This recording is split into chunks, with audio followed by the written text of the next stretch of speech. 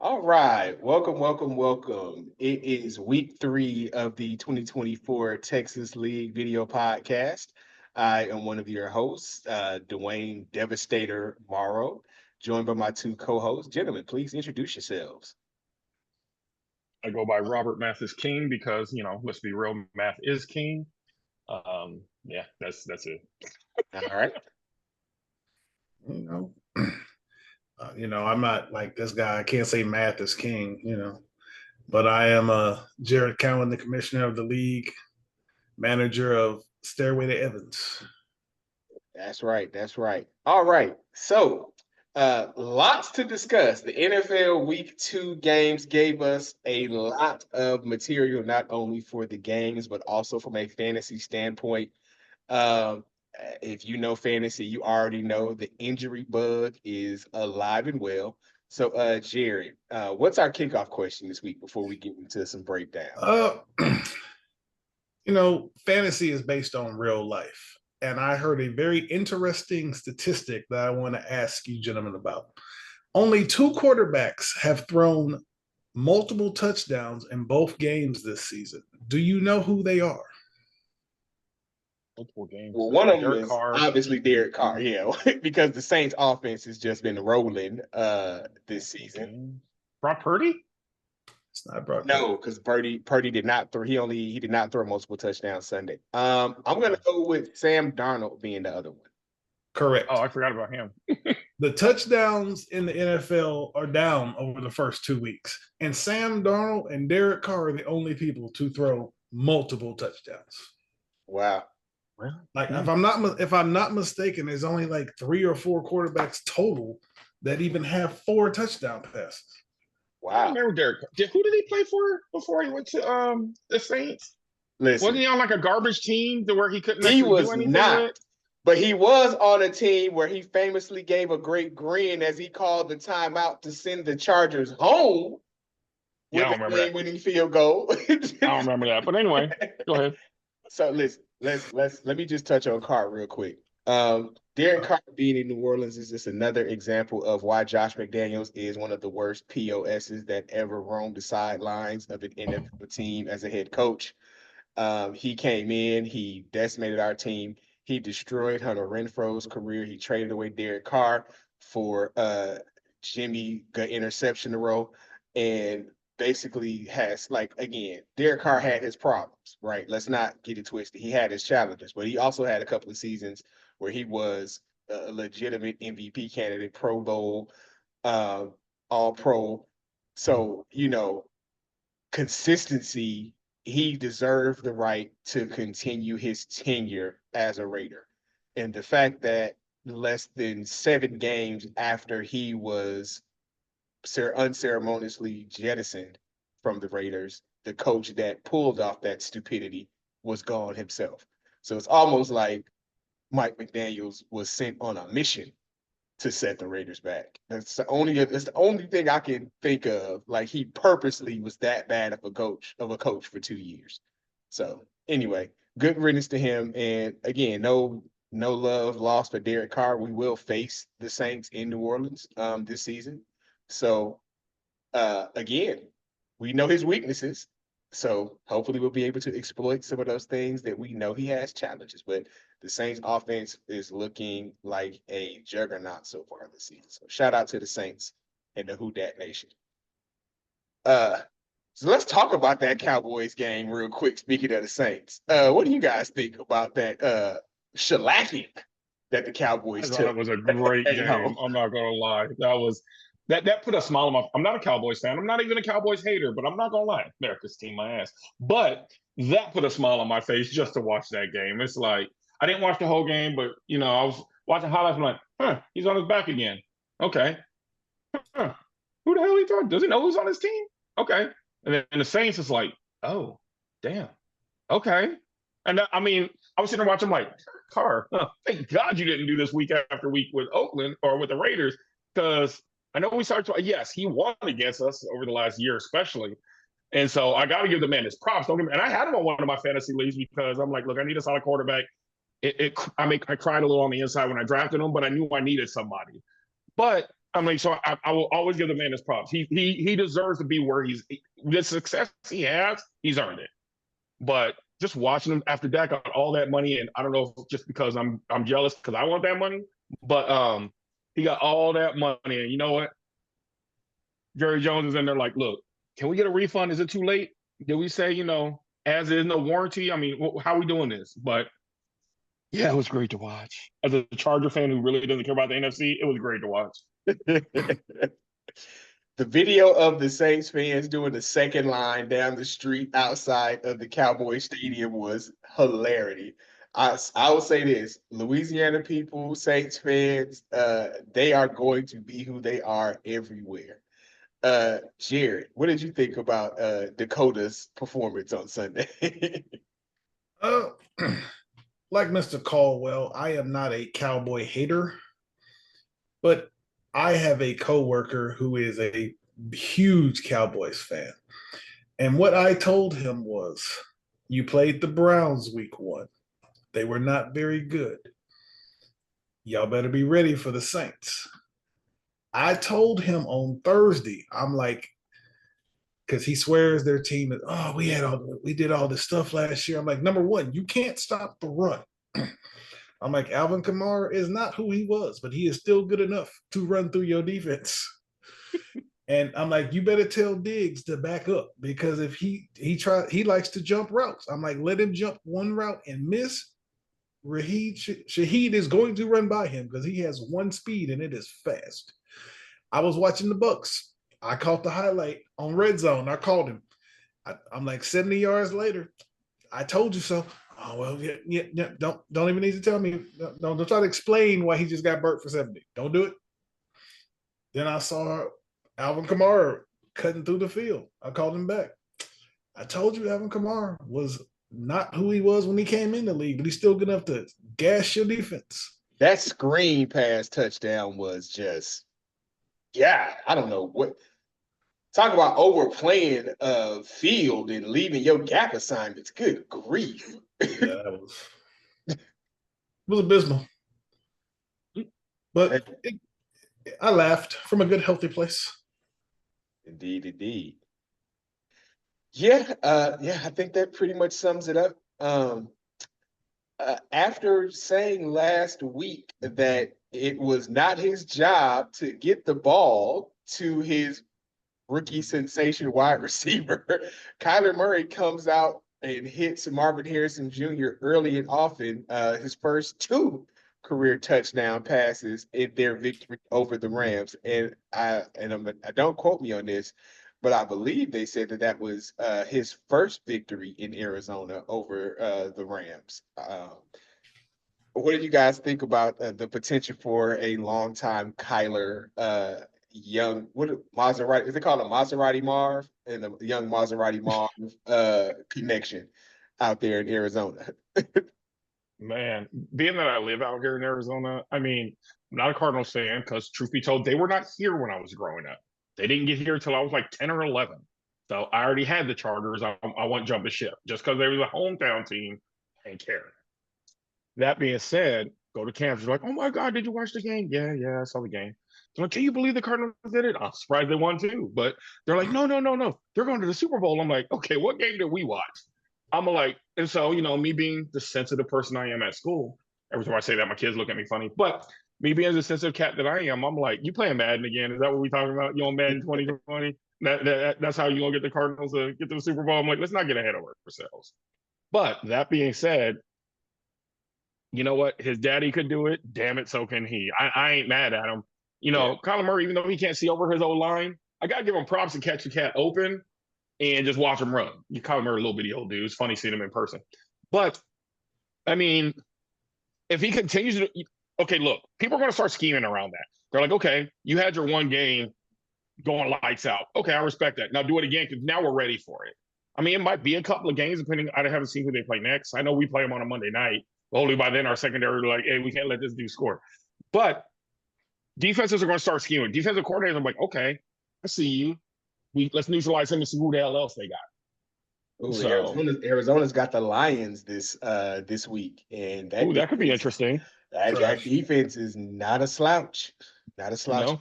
So could be interesting. See, Speaking the of Lions legs, defense is not that good right now, though. I was gonna say, yeah. So tell us about how your Bucks were able to take advantage of that defense this Sunday. Chris Godwin just said he was playing Madden and just him and Baker Mayfield were playing catch up and down the field. Hey, I love those points. At one point, all of Baker Mayfield's completions went to Chris Godwin. He just said, "We're going to keep throwing you the ball till they stop us," and they really didn't. He had I think he had like 9 catches, over 100 yards, and a touchdown. One of them went for over 40. And to touch on Kyler Murray, the reason he throws the ball to Marvin Harrison is he's so tall, he can see him even behind the line. Because if I'm not mistaken, even Marvin Harrison Jr. like 6'3", that means he's easier to see down the field. Yeah, because he ain't a 5'9". Yeah, that's being generous. Harrison Jr. is a big target. Yeah. So he could, he can see it when he runs down the field. Man, so I don't want us to. We're not going to go over every game, but just before we get to my question of the week, I just want to touch on the Sunday night game, which featured the best young quarterback in the league up against the person who has been touted as the next young quarterback in the league, and it was not pretty. Yeah. So as I was saying last week, fair or not, CJ Stroud his rookie season is going to be the rookie season that Caleb gets compared to.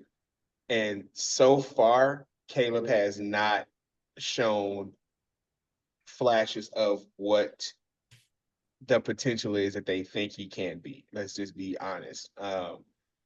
He looked bad that game. Like I know that and again, let's just be fair, right? Young quarterback, new system, but as DJ Moore even said last year, famously at the end of the season, is that he didn't see anything with the incoming crop of quarterbacks that made them seem like they were better than Justin Fields. And I have to agree with his assessment so far. Justin Fields, it's not like Justin Fields is tearing things up. He's not blowing anybody out right now with the Steelers, but they are 2-0. They've won ugly in both games, but they have won both of the starts. And he currently so now the things that he's looking in Pittsburgh right now is that even if Russell Wilson were to come back healthy this week, Justin is still penciled in as QB1 because he hasn't lost the job yet. So I don't know. I personally last year said that I don't care about, if I was the Bears, I would not care about Justin Fields' feelings. I would have kept him for at least get through this first year to see what you got in Caleb Williams and at least give Caleb Williams a little bit of time to adjust to the pro game before you just throw him out there. And I think that these first games of the season, their defense won week 1 for them, but Sunday night game against the Texans is an example of why it would have been appropriate for Caleb to actually sit this year. Caleb Williams has the same amount of touchdowns this season through the air as we have. And we have not set foot on an NFL field this year. Oh, it's not just him.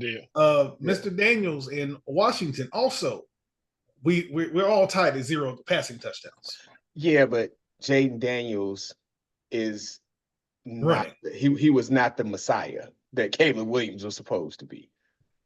He was also not. He was number 2 pick. But ask what the difference is in the pressure between number 1 and number 2 is when you look at Young versus CJ Stroud. So one of the first 2 picks from last season just got benched. That's good. That's because they front office and owner are not very competent, in my opinion. But that's a whole nother conversation. Oh, they're horrible. They're horrible. They are fastly taking over the spot that Washington previously occupied as the worst run NFL franchise. So, all right. So here's my question before we get into looking at the results of last week's Texas League scores. Who had the worst last 5 minutes of a game this past weekend? So simple. So there were a few candidates. There were a few candidates, but each of us is going to offer up a breakdown of what game of the one that we think might have been the worst ending. So, Dr. Deuce, who you got? All right, I got the Giants. The Giants versus the Commanders. Oh my Lord. All right. I know we're just going to say the last 5 minutes, but let me first go back to the beginning of the game. All right. Giants scored. They had 3 touchdowns on the day. Okay. That's respectable. 3 touchdowns, you're probably doing okay by the end of the game. Might go to overtime, might take a win. You could take an L barely. All right, cool. They go for 2. All right. I'm all for being, aggressive. Not a big deal. You score a second time. All right. Well, let's go for 2 so we can get to 14. All right, fine. Okay, I get it. Again, trying to even things out. Third time. Let's go for 2 again. At this point, you just throw your hat like, okay, why? Their What kicker are we was doing hurt. at this point? I get it, but they have somebody that can kick a dang field goal. There's Somebody there not can kick. There's not a punter in the NFL that was not also a former place kicker at some point in their life. Exactly. Even the people who come over here and they used to play Australian rules football, they have had those punters practicing extra points for emergency situations. If Chad Ochocinco could be called in to do an emergency kicker, every team knows you need to have an emergency kicker on the team on standby to at least kick. If a person can kick off, they can attempt an extra point. Come on now. Yeah. Oh, I didn't say you were wrong. I was just saying that was the excuse. No, and I hear you. I heard that, but I'm with Dwayne on this. Right? No. Now, get back to the last 5 minutes. Okay, looking at the play-by-play here. 5 minutes ago, they're at the 46-yard line. They're 46, so about midfield. Okay, New York's pushing the ball. Comes to 4th and 4 at the 22. Simple, 40-yard field goal, roughly 39, 40-yard field goal from there. Let's kick it to get to 21. Why not? Now we're going to go for it, 4th and 4, and throw an incomplete pass. I'm like, well, all right. At that point, there's 2:04 left to go in the game. Washington gets the ball. They have 18 points to damn selves because you know what? Their kicker came to work. I don't know what the hell the rest of the team was doing, but I wish I had that kicker on my fantasy. 21 points or probably more than that. I'm like, man, he had more than my wide receiver. The kicker did. That shouldn't happen. But, just watching, Eckler, like, all right, I'll just start running, I get it. Then he got himself injured, but whatever. No, Phillips got injured. I'm sorry. And so they're just slowly, they're on their own 23, like, tugging down the field, take a field goal, win the game. His 7th field goal. He was 1 shy of the record, tying the record to get 8. I'm like, man, I kind of want this to go to overtime so this brother can get 8. Why the hell not? But Giants and Giants fans, I mean, I don't know why they ain't got bags on their heads because they should. You can't call them the Aints because, the old Saints from back in the day. I mean, I don't know. We call them the little Giants. I ain't trying to take apart from that one movie with that O'Neal. Yeah, don't do that because that movie's a classic. So no, don't. All right, and I love that movie, the annexation of Puerto Rico. But anyway, I digress. The point is, it's like, man, I don't know what to call them, but Giants ain't it. Giant sticking them up. I don't know. I'm trying to be nice. Just the littles, I guess, I guess the littles. So they're 0-2 for a reason. The Munchkins, that's cold. All right. Munchkins is more soul crushing, so that's fair. Okay. When I think Munchkins, I think of the little donuts from like Dunkin' Donuts or whatever. But but yeah, I mean, worst 5 minutes. Hell, I'll even go further back. They had the worst. What the hell was it? 7 minutes and 12 seconds to end the game, and that's when the kickoff. Damn. So, all right, Mr. Cowan, what about you? Wow. This man, the Giants had a very, I'm gonna say they had a very abysmal 5 minutes, but I believe that their NFC East brethren, the Eagles, were even worse. Yeah. Because let us not forget that they were on Monday Night Football, so there was no one else on TV. So everyone saw them in this tomfoolery that they concocted as they lost this game. We must say they were down going into the 4th quarter. Don't understand how you were down. Oh, yes, I do. These damn kickers this season have been scoring a lot of damn points. There are some people who want to get rid of kickers in fantasy. Not after this year. Especially not after this week. Not after this weekend. These last 2 weeks, Chris Boswell out here, what did he kick? 6 field goals? first week. This dude that kicked 7. So that means 8's next, right? Yeah. Just got to figure out who's going to get 8 this week. But anyway. It's going to be the Chargers. We're going to win 24-21 with number field goals. You look because Herbert's foot hurt. Daniel Carson, he kicked 4. Rubber field goals being kicked out here. It is what it is. But the Eagles just did so much stuff that I just scratched my head about. We were talking about the last 5 minutes, but I'm gonna go back to they were in the red zone. I believe it was in the first half, and they were inside the 10 and went for it on 4th down instead of kicking a field goal. I think that was their opening drive, and it was the opening drive. Okay, it was the opening drive because I posted in our group chat and I said I don't understand why NFL teams hate points. It was the second drive, not the opening drive. I knew it was the first quarter. It was the second. The first quarter. I remember saying I don't know why NFL teams hate points. I do not understand. I believe I was on the phone with TQ and I said somewhere Dwayne is yelling, "Take the points, you idiot!" I know he was. I just heard Dwayne yell from 30 miles away, "Take the points, you idiot!" But anyway, moving on to the fourth quarter. And I was right. I didn't. I'm like, yep, that's going to come back to Hummer. So, in the fourth quarter, they score a touchdown. They try to make a comeback.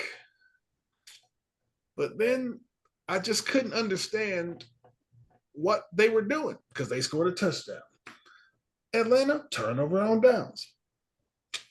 Now they come and kick a field goal. They feeling good about themselves. They have a lead.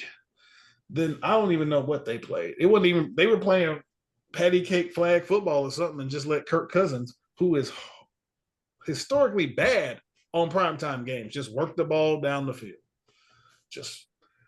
He threw the ball to Drake London, and Drake London looked like, am I really this open? Then gets a penalty because he was so excited about catching a pass because last year's offensive coordinator was calling all kind of dumb plays. I was just like, side note, they still don't throw the ball to Kyle Pitts enough, but that's a whole nother story. We can come back to it at a later time period. But they hit him big on that drive. They hit him big on that final drive. I think Kirk Cousins is just like, I'm gonna find they have some large targets. He's like, I'm gonna throw it to the biggest person I can find, which in this case would be Kyle Pitts and Drake London. And they just worked it down the field. And then let us not forget about Saquon dropping the ball. If you don't drop the ball, you could catch it and fall, and I believe that would have given them a first down, and they could have proceeded to run out the clock. Oh, he had a walk-in touchdown. Because they all got fooled. No one was looking for the pass. Saquon catch because the linebacker or the DB that was 5 yards away from him, he's not fast enough or strong enough to catch Saquon and bring him down. That's a touchdown if Saquon catches that ball. Yeah, but he dropped it. Does them no good. If I'm not mistaken, that was what led to them kicking was that the one that led to them kicking a field goal instead of a touchdown? Yeah. So that led to them. That field goal came under the 2-minute mark.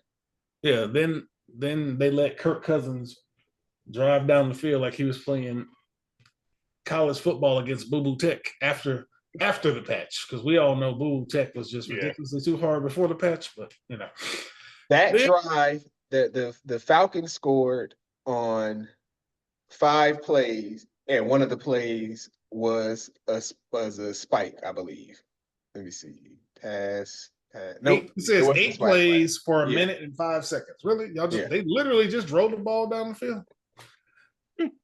And then we got the interception, which people are going to blame on Jalen Hurts. He got hit, whatever. It's all bad play calling and horrible decision making. But here's the thing that should make them feel the worst. Because they lost and the Cowboys lost. Technically, the Commanders are the number 1 team in that division because they're all tied at 1-1, but they have a division win. You let the Commanders are now the number 1 team in the NFC East. Not the Cowboys with a $60 million quarterback and a $35 million wide receiver. Some of that money needs to go on defense, so maybe they can stop the run. But that's I'm not Jerry Jones. I'm just a simple account.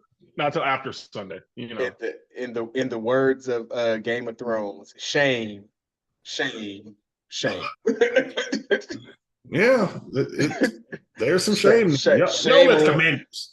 Shame on all the other teams in the NFC East right now for the Commanders being in first place for even a moment. Shame, shame, shame. The word, you know what? I would also like to say the Eagles can kick rocks because if they handled their business, we would be in a two-way tie. It would just be us. If the Eagles handle their business, if the Cowboys handle their business, we would be sole first place in the NFC South. But you can't rely on other people. You got to do it yourself. Indeed. So there's a two-way tie in the NFC South between us and the Saints. I knew they were going to beat the Panthers. I think the Panthers are going to go like 1-16 this year. They're going to look up and beat somebody by, I don't know who that team is. Last year they beat the Texans somehow. Still don't know how they pull that one off. I'm trying to see who they play. Hold on, I'm curious now. They're in Las Vegas this weekend, our home opener. That will not be their one. No. That will not be their one. That will not be their one. It could be. We don't know. It will not, but it will not be. It will not be. I mean, if there's going to be anybody, it's probably going to be the Commanders, or the Broncos. Yeah, those are two. I would put money on that Broncos game for the Panthers to grab one. All right, well, thank you, Jared. So I'm gonna touch. So even though I'm wearing my Raiders shirt, shout out to the Space City Raider Nation Club, supporting the Raiders. That's right, Houston, Space City. I'm gonna talk about the ending of the Raiders-Ravens game. So again, I'm gonna take my fan hat off and look at this strictly from a breakdown of why the Ravens lost. So honestly, the Ravens should have lost this game. So if you look at the stats, right, looking at the box score real quick. Pretty even on passing yards. So Raiders gave up 5 sacks to the Ravens, only gave up 2, both by Max Crosby. Rushing yards, outrushed 151 to 27 by Baltimore. Even touchdown passes, even interceptions. But Lamar's came late in the game, so that was kind of more heartbreaking moment. But in the third quarter, they had a 10-point lead, basically. When you have a player like Lamar Jackson and a running back like Derrick Henry, you expect to put a game away when you have a 10-point lead that late in the game. Against a team that frankly had not been moving the ball at all the first half. So whatever they had been doing to keep Gardner Minshew and the offensive weapons of the Raiders at bay in the first half, they did not do that because Brock Bowers and Devontae Adams combined to tear their secondary up in the second half. And Devontae actually had 2 big drops. One of them he dropped a touchdown and he dropped another big first down opportunity, which put the Raiders in a 3rd and long situation where they ended up going to Brock Bowers to pick it up. That's the drive they ended up scoring a touchdown on with the 1-yard pass to Devontae Adams. But you brought Derrick Henry there for a reason. And in the last part of the game, when it was time to put the game away, he got 1 touch.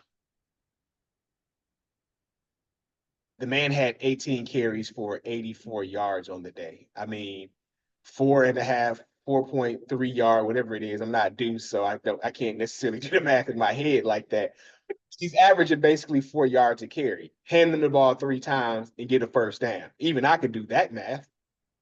And you also get to run the clock down. But what you end up doing is you end up getting an incomplete pass and a Max Crosby sack, and you have to punt the ball away. And then you can't move the ball on your side. I think it was a chance of the Ravens trying to outsmart themselves and do too much because they frankly left too much time on the clock. And again, don't know what our offensive line decided to do in that fourth quarter, especially late, where they were not giving up any pressures, but Gardner had time to sit back and hit his targets. So in the third quarter, it looked like the Ravens were going to walk away with a home opener victory and get their first victory of the season.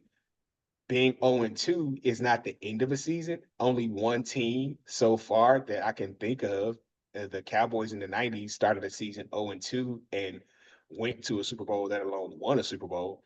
So it's not a good position to be in when you have the type of talent on both sides of the football that the Ravens have. And let me see, I'm just looking real quick. And yes, indeed, I was remembering correctly.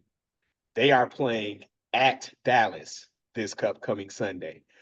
Both teams coming off of games where they felt like they shouldn't have won. Both quarterbacks have massive contracts that they're playing under. Both teams have Super Bowl aspirations and expectations. So we're going to see what that looks like. No matter who wins that game, both of these teams need to play better on Sunday for their fan bases. But I think that Ravens game, for me, and again, it's a bonus that my team was the one that disappointed them. But I still think that when you have that kind of lead with that kind of team and you have the most dynamic quarterback in the NFL, you don't expect to lose when you've got a 10-point lead late in the game like that. All right. So that being said, let's jump into our Texas League recap for week 2. Who's in the lead? I didn't get a chance to look at it. We'll get there. Calm down. First, we're going to take a look at the results of the score. So now, the first thing that we like to highlight each week is that week's high score. And we'd like to invite them on as a guest. Well, this week we got lucky because the high score is already a host. That's right. Devastator was your high-scoring team last week over Hanging with Hernandez, thanks to a great performance by previously mentioned by Kyler Murray. Great job by DK Metcalf, and especially great job by Daniel Carson in his 4 field goals. So shout out to the Chargers defense helping you out, just throwing it out there. Oh, I do not want to leave the Chargers defense out. I picked them up because I knew they were facing a terrible Panthers team, and they came through with 12 solid points. So, yes, shout out the Chargers defense. Dalton Schultz and Sam Laporta proving that, yes, the tight end spot in the NFL continues to be the most fickle of positions from week to week, but they neutralized each other. So hard fought game because again, Hanging with Hernandez, it's not like they didn't put up good points. Difference maker ended up being quarterback play and the field goal kicker, basically. So shout out to the high scorer of week 2, Devastator. And in the words of that coach, who I don't even know his name is, but I see his meme all the time, you can send me my money, Commissioner.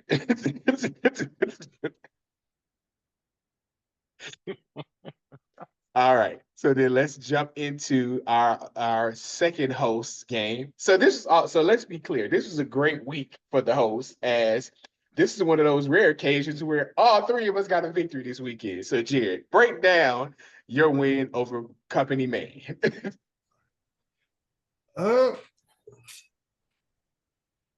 It pretty much comes down to that Lions defense that wasn't covering Chris Godwin. 7 catches, 117 yards, and a touchdown versus Jalen Waddle, 6 points. Cooper Kupp got hurt. Amon-Ra St. Brown, 11 catches. Didn't get in the zone, but 11 catches. Because them running backs, like my wide receivers scored well. His running backs scored well. Tight end, 0 points. Like you said, fickle beast. His flex, Xavier Worthy, good week 1. Yeah, he came back down to earth here, 3 points. And see, his field goal kicker only made 2 field goals. He must have missed the memo that this is the kicker's year to shine. He should have had 3. But anyway. Yeah, you're right. He should have had 3. He had 3. My kicker, he got the memo. Is that you got to kick at least 4. Indeed. Yeah, just because my quarterback play wasn't real well. But his team didn't perform well. Mine didn't perform. Yeah, good enough to get a win. Sometimes you gotta take your wins as you can get them. And I'm sitting at 2-0, and that's we're gonna take the 2-0 and try to make it 3-0 this week. Indeed. You won't, but we'll get to that later. We all picked Stairway to Evans to win week 2, so we all got that one right. Let's jump down to Mr. Mathis King, who faced off against a friend of the program, the Egghorn manager, No Shirt Mook. Shout out to No Shirt Mook. Mathis King, you said you were going to come through with the victory, and you did. How'd you? Well, the Dolphins quarterback Tua helped by getting hurt, and so that kind of cut out half of his production points. Let's just put it that way. But Justin Jefferson's little 90-yard scamper before he got hurt wasn't a big help. That was like 18.2 points just for one play. I wasn't too upset over that. My kicker only had 2 field goals, so you know what? He did what he could do. But he had 2 extra points too, so he got me 8 points. I can't get mad. We're pretty comparable. His defense did better than mine. I picked up Seattle just for that one game. Then I kicked him to the curb. My tight end actually produced, got me 17 points.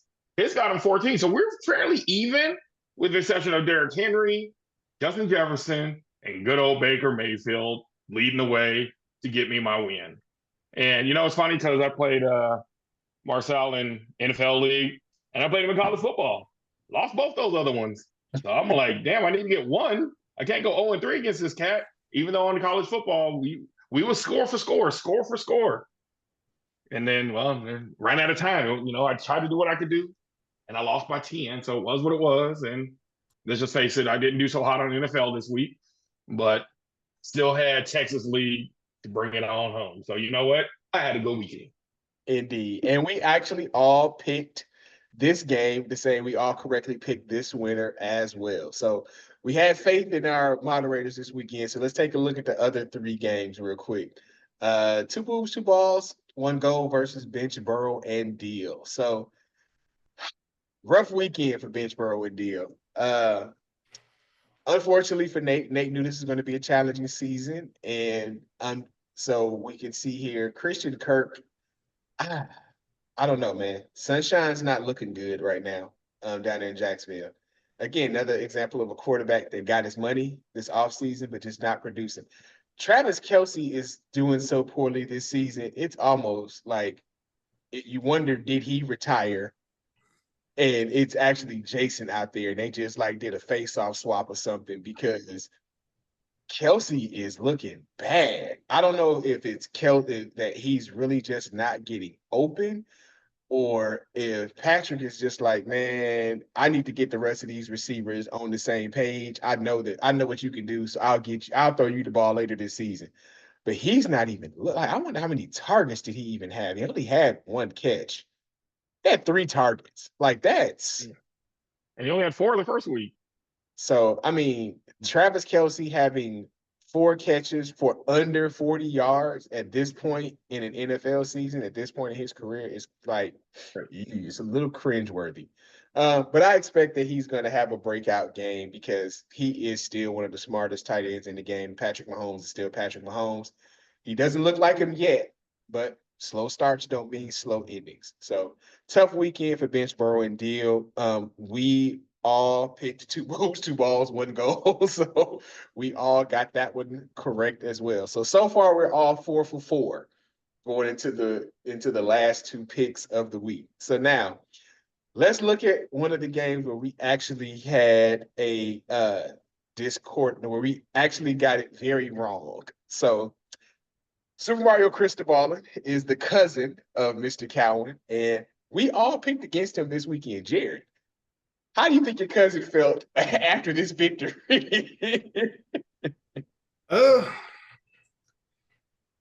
think he's been on here himself. He's been a guest host. He's had to make these selections, so I believe he understands how it goes.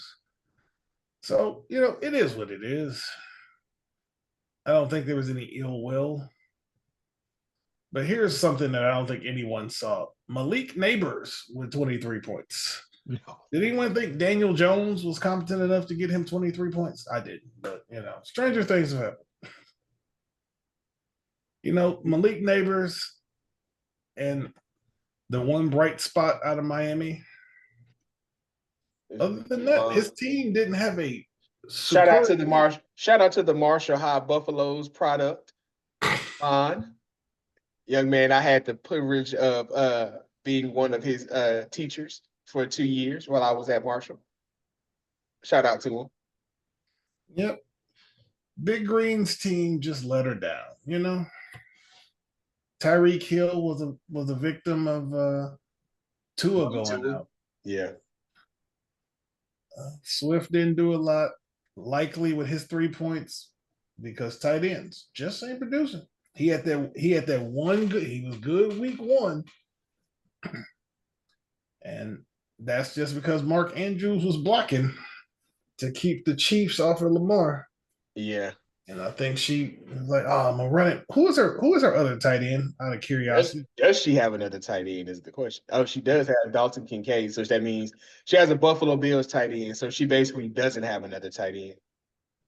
she got Derek Carr down there with Have 30 Derek Carr on the points. bench though, man. Yeah, that's rough. Yeah, that his 30 points would have given her another 12, so it would have made it more respectable. Let's see, did she leave anyone? Oh, she left Jackson on the bench too. Who could you gonna say? Wide receiver. Man, those two lineup Another changes. 12-24. Now she'd only have 105. Oh, okay. Yeah. Yeah. It'd have been respectable, but still ultimately a loss. Yeah. But okay. That was real. Shout out to Cuzzo. So we all got that one wrong. So then there was only one game this weekend where we had a separation of picks. And that was my attempt to try to take a lead.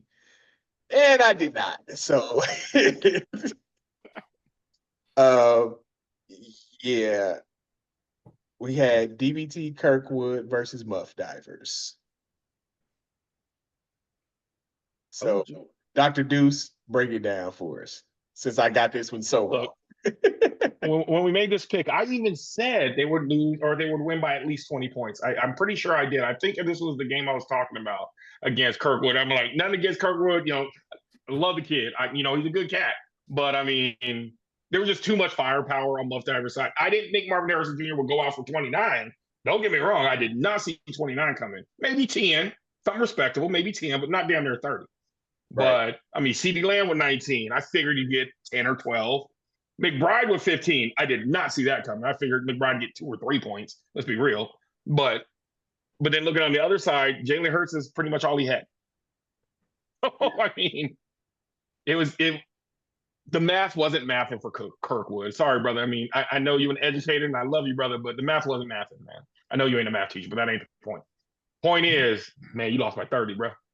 Man, I picked Kirkwood. I picked Kirkwood because every time last year on these games where it looked like he was definitely going to lose, he'd come out and blow him out. Somebody's team did something ridiculous and he would squeak out a close win or a blowout. So I thought maybe this was going to be one of those games. I was wrong. No, his team has been riding the Christian McCaffrey look. Christian McCaffrey's on the IR. That look is gone. But in his defense, Mason did come out and have a solid almost 17 points, like 100 and a touchdown. That's not bad. That's not bad relief. You know what I'm saying? He outscored both of Muff Divers running backs put together. So, that's still solid production. Yeah, but he got outscored by wide receiver production by, I don't know, 400%. London outscored both of his receivers. I mean, even with Cooper being on the road, I knew that, Cooper was on the road, so I didn't expect much out of him. But I thought Mike Evans might. So I guess Detroit decided that we're going to double Mike Evans and make Chris Godwin beat us, and Chris Godwin. He did. So sometimes sometimes you have that strategy and it does not go well for you. So with that being said, after the first 2 weeks of the season, we have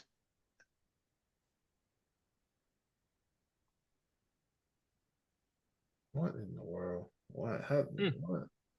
So Jared and I are tied, thanks to that discordant pick by me. and somehow Mathis King has a 1-game lead. So It sounds familiar. Didn't we do this last year? you know, the much like the NFC East, Jared, I'm going to give us the same speech. Shame, shame. We should be ashamed of ourselves for letting this man. But in Jared's defense, he only missed 1 game last week. You missed a couple more. But I missed one more, sir. Exactly one. My bad. My bad. I can't do simple math. My bad. But yeah, I mean, we all saw a lot of the same things last week in terms of the matchup. So that being said, let's jump right into week 3. And we won't dwell too hard on them. We'll just do the picks and go from there. Oh, look at that. Starting off with Math is King. Jared, who you got in this game? I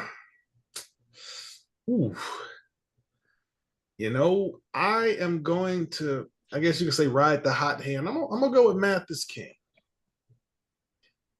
The man has won. He's 2-0. I believe that Derrick Henry gets on track and runs through that subpar Dallas defense. I believe that George Kittle gets increased targets because, if I'm not mistaken, Deebo Samuel is hurt. Got to throw the ball somewhere. Again. Yeah, got to throw the ball somewhere. Yeah. I believe that Dicker the kicker and Boswell have a kickoff to see who can kick more field goals. They're going to see who can hit 8. That's what they're going for. Let's see who can hit 8. And I just have a feeling that the Kansas City defense watches the Eagles game and says, we will not do that. And they get some sacks, an interception or 2, because Kirk Cousins good for that. Kirk Cousins has 1 leg. That too. He has 1 leg. I still don't understand how he was getting the ball down the field. He has the only time he actually tried to drive off his back leg was on the game-winning touchdown drive. The Eagles should be ashamed of themselves. Yeah. All right. I do have one question for Mathis King. Who is your backup quarterback? Because with Baker Mayfield playing Denver, they might get up early, and he might not have to pass much. Trevor Lawrence, but I'm not putting him in against Buffalo. I won't put him in either. Okay, never mind. Yeah, he's been looking hot garbage. So he might. I really only need him for 1 week. That's all. And I figure by then he'll be, able to actually play again. That's like week 8 or 9. It takes him about 7 or 8 weeks to, get into his groove, if you will. Yeah. Baker Mayfield is out here trying to be Lamar Jackson, out here running touchdowns. I'll take it. I'll take any points I can get. Hey, you gotta take your points where you can get them. I'm also gonna go with Mathis King on this one. Derrick Henry has some educated brothers. I like you guys. Derrick Henry has a history of hurting Texas teams. I don't believe the Ravens play the Texans this season, so the Cowboys and theirs. Oh, but he does. Okay. Well, then this. Oh, yes, they're on the schedule. This will be a preview to what he usually does to the Texans. If it's almost like I'm sure he's licking his chops after seeing what Alvin Kamara did to that defense last week. So, I'm also going to roll with Mathis King. All right. Smart move, gentlemen. Smart move. So, 2-2-0 teams, 2 boots, 2 balls, 1 goal versus Super Mario Crystal Ballin. Jared. Oh, no, you know what you did the last one. Dr. Dukes, who you like in this one? 2 moves, 2 balls. Like Jared said, I'm going to ride the hot hand that's being played. And quite frankly, I don't believe in Daniels. Let's just be real. So I'm going to ride the hot hand like it's going. I don't think really anything else needs to be said. Chuck and Melanie got it. Yeah, I'm going to agree with you on this one as well. Josh Allen versus Jacksonville. Jacksonville's defense is shaky at best. And Josh Allen is top 3 quarterback in fantasy football. He was the number 1 QB in fantasy football last year. I don't see a reason where I don't see Jacksonville doing anything to slow that down this week. So, Jared? I'm gonna have to go with 2 boobs, 2 balls, 1 goal. You got Josh Allen, like you said, against Jacksonville. You got Diggs against the Vikings. I guess you could say that's a revenge game. You know, he's been a couple places, but that's still a revenge game.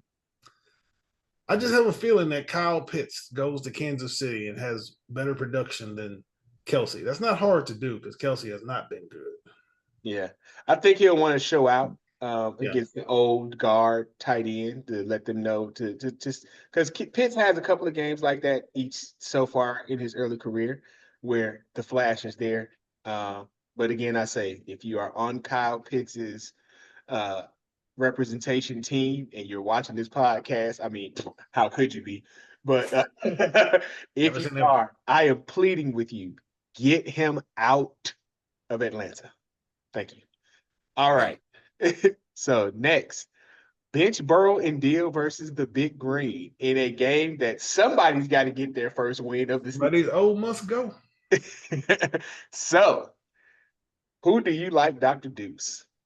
Ooh, yes, I already see See, one this is where on I'm the starting. roster. Yeah, with Pacheco being out, I mean, I can Who's see on the some roster bench? movements that could be done that might Okay. be very beneficial for bench borrow and steal.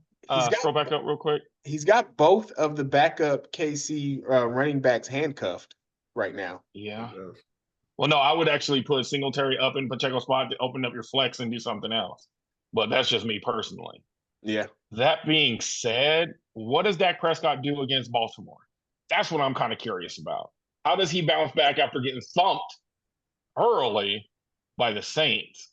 I believe Baltimore's defense is a little more aggressive than the Saints defense is, even though the Saints defense handled them without any issue. So it's like, I know this says that the Big Green is a 62% favorite, but that Well, math that's ain't also mathing. based on. I was gonna say that's also I based know, on having I a know. whole. Yeah. And that math ain't mathing for me, even with the hole. I'm going bench borrow and deal. Bench borrow and deal. Still, excuse Okay. me. Jared. I am going to also go with bench Burrow and Deal because I just have a feeling that Joe Burrow starts. You know, the first two games of every season, he's not very good. I don't know why. Mm-hmm. That's another statistic I heard today. He is 1-9 in the first two games of the last 5 seasons. I do not know why he can't. Maybe he needs to play in the preseason, but that's another. You know, maybe he should get some snaps. Man. This is about, the first two games is always shaky. You're playing Washington. I have seen the Washington defense. Yeah, they're not very. They're pretty good at stopping the run with Deron Payne and Jonathan Allen, but that secondary not real great. I think Jamar Chase has a get right game. Him and Joe Burrow and I have a feeling that whoever he lines up out of the Kansas City backfield is going to look good because I don't know about y'all, but Atlanta's defense couldn't stop the run on Monday night. They really couldn't. No. Neither one of those teams really was good at stopping the run, but because both running backs looked good.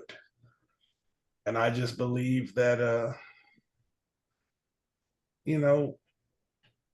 Big Green's team is Dallas heavy. As they go well, her team Dallas and Chicago. And Chicago was not playing very well. And I don't believe the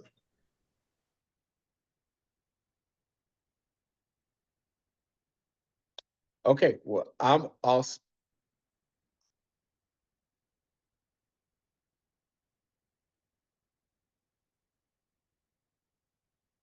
have a surprising performance because they're like, who is this guy? He pops up every once in a while, but I don't see her I don't see Tyreek Hill having the game she needs to carry her team. okay. Bench Burrow and Deal gets his first win. And I'm going to agree. I know I hate when we all have the same picks, but the heaviness, the Dallas heaviness and the Cowboys heavy team for Big Green, I don't see them coming off of coming up with enough offense this week to overcome that. So our second to last pick of the week,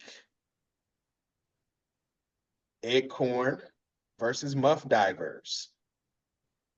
Both of them sitting at 1-1. holding each other holding each other out of a playoff spot, pretty much. Dr. Deuce, who do you like? See, this is one of the ones. Like I haven't even wrote down my pick for this game yet. I had everything else, but I haven't wrote down my one for this because I'm like, man. Here's how I look at it. Geno Smith against Miami. I think he's going to do well. Jackson versus Dallas. I think he's going to be well. Quarterbacks might wash each other out. Jamar Chase against Washington. Jared already said Washington's secondary is suspect. Jamar Chase and is going to have a great game. I agree. Jamar Chase is going to get. I think he's going to get more than 14. Martin Harrison Jr. Now that little mini dude knows that he could just throw it up and give it to him, he's going to get some points. So I think that's a wash. Pickens in London. I don't know. Mixon and Jones. I think that's going to be another wash. They I don't playing? think Walker's playing. So, Mixon and Jones are, but I don't think Walker's playing. I thought he was out. I thought Mixon was out with an ankle injury, but we'll see. We'll see. Well, we can take a look. Let's see what the notes say real quick. He did not practice on ankle. Wednesday. He's day to day. Mhm. And Damian Pierce also day to day. So not good. Okay, well, that might be something on the other. Might be something that's not in this thing. Who knows who's a running back?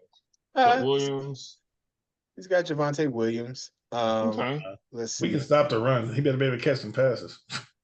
So he's gonna have to pick up a running back for sure. Yeah. Yeah. He has an empty spot, so he should be fine. Deebo Samuel is doubtful, so he ain't this Sunday. Now, being that I just beat Marcel last week, part of me being the compassionate brother that I am wants to be like, look, let me go on and lean your way, but I can't.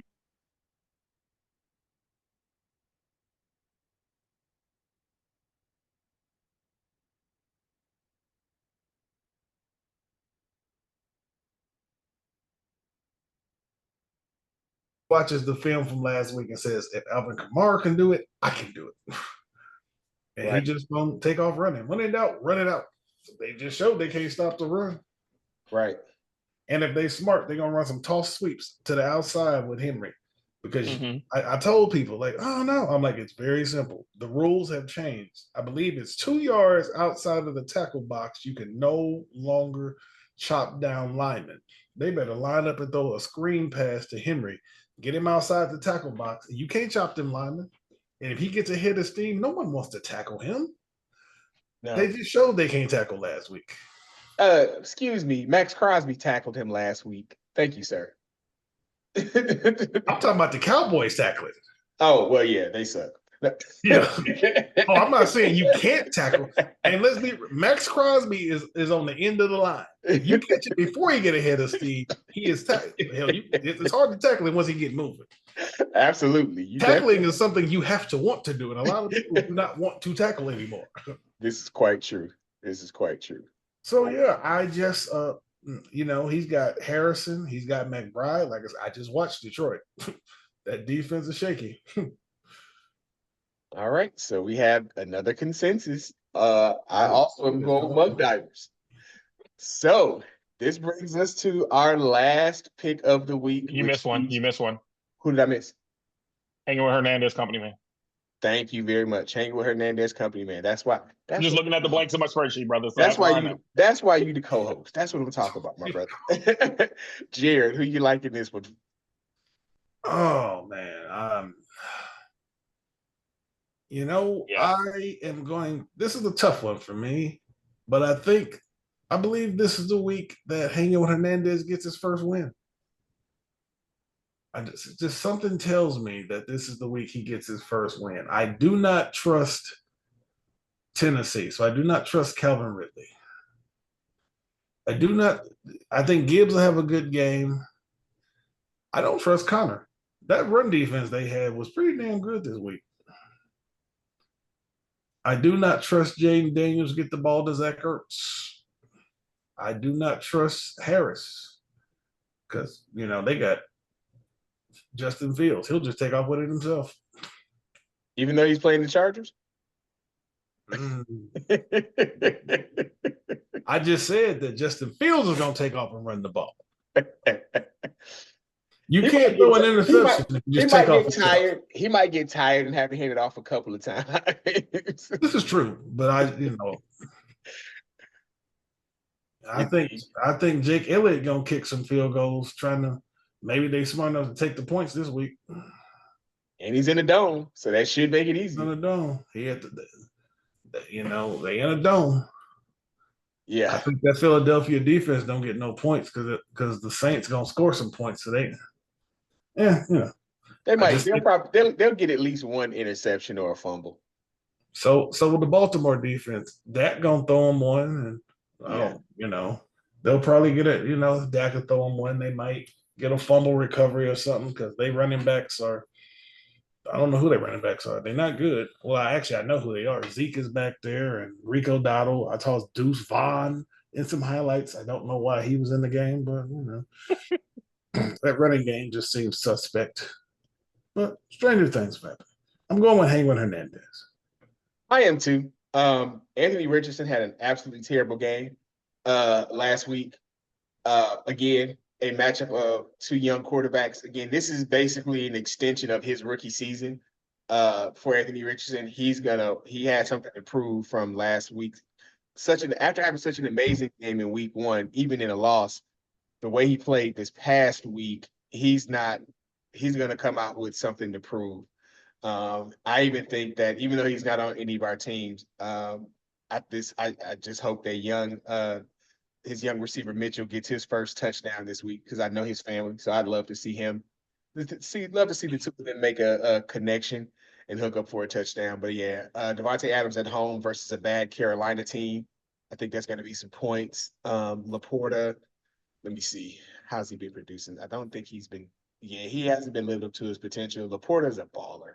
So Jared Goff has just got to throw the ball in his direction. But Laporta's a weapon, and they're going to need it against Arizona. So I think that he scores as well. So I also like Hangman Hernandez. Yet again, another consensus. Literally coming down to one game. Well, then let's get to that game, and let's get to that game. We have another co-host face-off this week. So since I'm not picking against myself, and we know Jared's not picking against himself, Dr. Deuce, break the tie. Oh, so here's what it boils down to. Once upon a time, at the beginning of the season, we had another of these matchups, co-host versus co-host. One of the co-hosts that's currently in this game as well didn't do so hot. I think it's because he's a Raiders fan. I'm not sure. But anyway, I digress. And so when we look at historical history for this year only, because I know how one of these three like to look in the past too damn much, like he's a damn Cowboys fan or something. But let's look at the matchup, shall we? A certain co-host who will remain unnamed has one of the shortest quarterbacks to start. All right. He showed out last week. I can respect why he would have him start against Detroit, sort of. And he also has Rice, wide receiver for the Chiefs. If Mahomes starts Mahoming, that could be a really good match right there. I mean, that could be a little fun. DK Metcalf, he going to get points. I mean, it's Miami. He going to get points. Saquon against New Orleans, that game I want to watch. That's what I want to watch right there. Can they stop him? I didn't even know Taylor was still playing, so it's like, whatever. Schultz, excuse me. I mean, like we said, tight ends ain't been doing so hot this year. But I don't care about all that. I don't care about all that. I just want to throw this out there. Don't be disrespecting young Taylor, okay? I'm sorry. Did you win in week one? Yeah, hush. I'm talking. Anywho, Carson's going to get point. I mean, again, they're playing Carolina. I mean, if that punk little team out of Las Vegas don't win that game, ooh, man, I can't wait till next week if that happens. But I digress. Chargers defense against Pittsburgh, I don't know. As a Charger fan, I don't know. Now let's look at the other side. Yeah, CJ Stroud against Minnesota. Okay, that could be interesting. I think the two quarterbacks are going to wash each other out. Amon St. Brown against Arizona. I think he's going to outscore Rice, personally. Godwin against Denver. You know what? I ain't even going to finish the rest of this. Stairway to Evans. Damn, Godwin against Denver. Man, he might get 60 points himself. So let's just be real. Stairway to Evans, done. You going 0-2 against this panel, brother. Sorry. All right, that's okay. All right. Okay. Well, there is so that's it for our picks for the week. Any games you guys looking forward to this upcoming weekend? Baltimore versus Dallas. I think that has the barn burner potential right there. What other game you looking forward to, Dr. Deuce? I'm looking for the Saints game, just hands down. I want to see what happens. Indeed.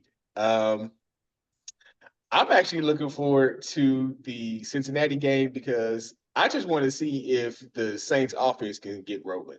They have too many good weapons, and they have Joe Burrow's too good of a quarterback for them to continue for their offense to continue looking as bad as it does. So, looking forward to see if these Bengals can get things on track with their offense this weekend. All right. I just want to know whose idea was it for 2 Monday Night Football games at the same time. Is this another one of? Is that we got one of those weekends this week? Yeah, yeah. 2 Monday Night Football. Ugh, I hate these. I don't know. The NFL has. Well, for me, it sucks because one's at like 4:00. The NFL has to stop being so doggone greedy. That's what it boils down to. Yeah, absolutely ridiculous. Or at least schedule some games that you can offset. Like they back in the day, you had one on the West Coast, one on the East Coast. I get it. Yeah. Okay, I get it. So with the whole thing, but they're all on the East Coast. Well, I get it. I get it now. Now I realize why that graphic was floating around this morning about it would cost you $988 this year to watch every single NFL game this season between it's not DirecTV anymore, but Sunday Ticket, between Sunday Ticket, Prime TV, and ESPN Plus and the Peacock Network. And I was wondering why ESPN Plus is on there, and now I know why. This Washington Cincinnati game is going to be on ESPN Plus. So and ABC though. It's going to be on ABC as well. But it's going to be out of market for a lot of places because of the Jacksonville Buffalo game. So I get why though, because every NFL team contractually has to play at least one Monday Night Football game each season. So you throw a really crappy game on ESPN Plus. I don't want to see the Commanders on a Monday, and I don't want to see the Jags on a damn Monday. But you're going to at some point this season. Well, yeah. Well, what choice do I have? I didn't know I was going to get in the same Monday. I guess just knock it out early. But yeah, so okay, I see you, NFL. You're just trying to save the interesting stuff for later this season. So, all right. So good luck to everybody week 2, except for Jared, of course, and that's only because we're facing each other. No hard feelings, but I appreciate you, my brother, as the commissioner. But I got. Hey, do y'all have a bet for this game? Do y'all have a bet for this? Just throwing it out there. If you don't, you should have one because I like our bets. You know. We don't. Because we don't have. Jared and I don't have a rivalry that goes beyond fantasy football. See, our rivalry goes deeper than just fantasy. That's why our bet is in place. Yes. So, but I got the alert, commission. Appreciate the high score payout. So hopefully we get into a situation where we can get it again this week. But more importantly than that, get the W. So again, no hard feelings. I took a loss to a host. I'd like to give one out. So yeah. You won't. Oh, if nothing more than just to see the look on Dr. Deuce's face when he's wrong. I don't need to win by more than 0.01. That's all I want to win by. Just to see the look on. Matter of fact, if I can request a win by 0.01, just to see the look on Dr. Deuce's face. Now, how funny would it be if you lost by 0.01, as you say? Hey, then you won't have the look on your face, but I'll still have the knowledge that your heart was beating fast. Fair enough. All right, gentlemen. Have a great weekend. Everybody, and we'll talk to everybody soon. Peace.